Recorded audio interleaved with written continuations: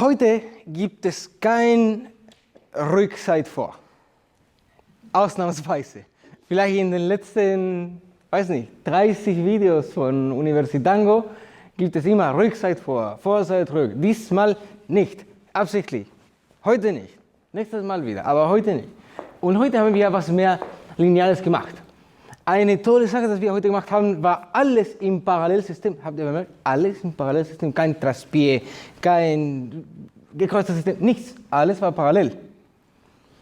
Wir zeigen das Ganze.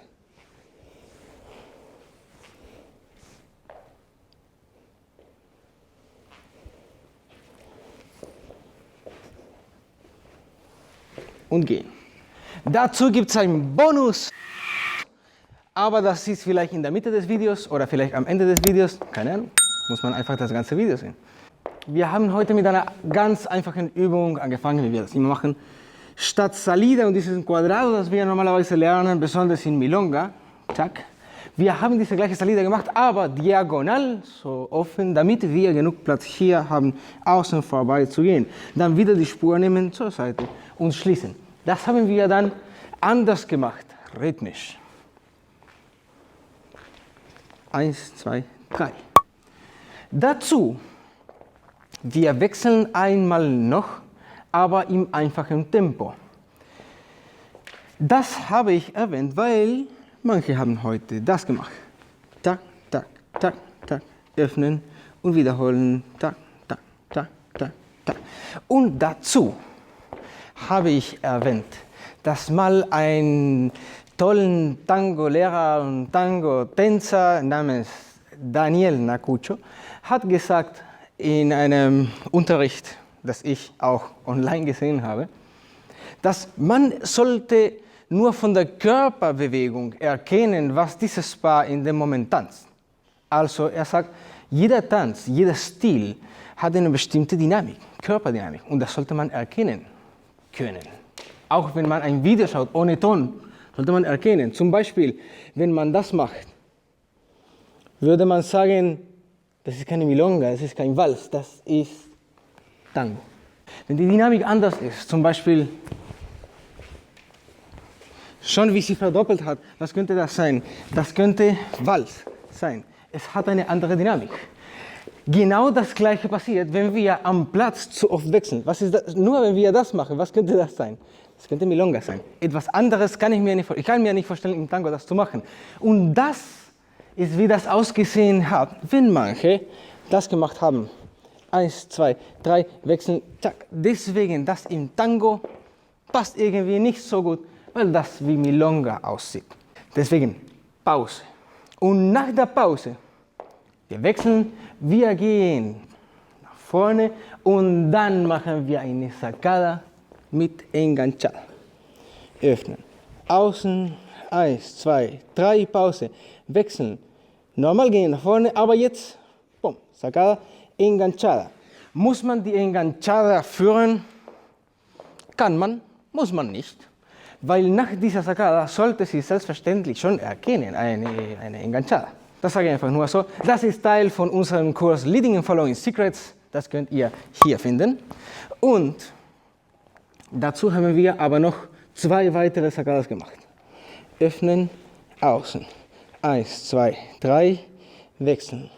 Gehen, Sacada, Sacada, Sacada, Enganchada und gehen. Eine Sache, dass wir achten müssen bezüglich Sacadas. Die Sacadas müssen gekreuzt sein. Gekreuz, gekreuz, gekreuz. Ich bevorzuge für diese Sacadas spitze Ferse. Das bedeutet spitze Ferse, spitze Ferse, spitze Ferse. Mit der Ferse zuerst kann man das machen. Meiner Meinung nach sieht nicht so elegant aus. Ja, Enganchada haben wir gesagt, präzis wie möglich kreuzen. Ist nicht wichtig wirklich diese V, wie man das lernt, sondern einfach eng zusammen die Füße spüren. So wie beim Kreuzen, nicht notwendig ausdrehen, sondern gerade. Dazu gab es ein Bonus noch nicht. schaut das Video noch weiter. Aber das Ende, wo wir bei der Enganchada, bei der letzten Sacada, auch gekreuzt haben und dann sind wir weitergegangen. Wie kreuzen wir? Hier. Ich bevorzuge auch Spitze, Vers. Und dann gehe ich. Dafür muss diese letzte Sacada aber doch gekreuzt sein. Wenn die Sacada hier ist, es wird keinen Platz geben. Okay, zeigen wir das so. Da zum Beispiel. Epa. Ist ein bisschen schwierig. Kann man kreuzen, aber es ist ein bisschen schwierig. Deswegen, wenn das gekreuzt ist, gibt es viel mehr Platz. Gekreuzt, jetzt schon haben wir ganz, ganz viel Platz. Und jetzt doch machen wir einen Bonus. Und dieser Bonus ist, wenn wir mehrere Mal kreuzen, am Ende haben wir doch gekreuzt, dann kreuzen wir einfach weiter. Letzte Sacada und 1, 2, 3. Und dann gehen. Das ist Bonus Nummer 1. Bonus Nummer 2.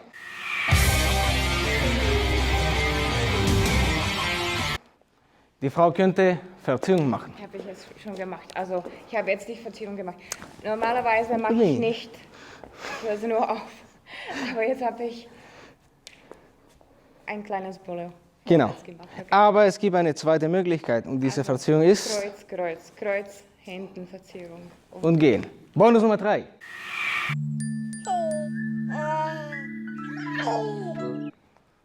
Ich kann auch verziehen. 1, 2, 3, Repike, gehen. Oder 1, 2, 3, vorne, gehen. Eventuell können wir auch beide Verzierungen machen. Das wäre. Und 1, 2, 3, tack, tack.